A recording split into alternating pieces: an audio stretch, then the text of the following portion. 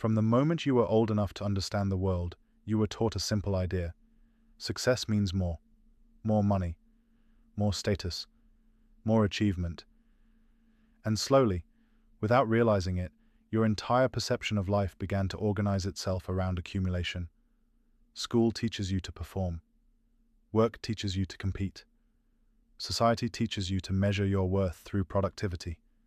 And over time, chasing money stops feeling like a choice. It feels like reality. But the deeper question is rarely asked. Who taught you that money should define your life? Because money itself is not evil.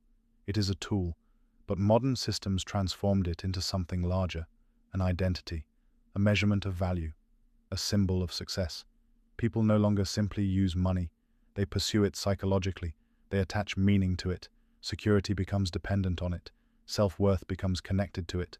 Freedom becomes imagined through it. And so the chase begins.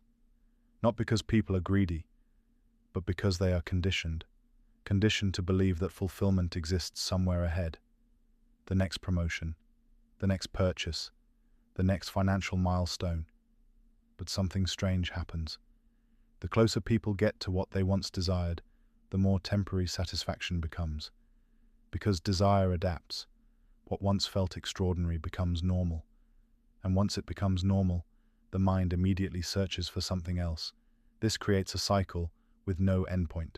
You are always moving toward more, but rarely asking why. Modern systems depend on this movement. Economies grow through dissatisfaction. Consumption expands through comparison. People are encouraged to feel incomplete, so they continue chasing. And because everyone participates, it feels natural.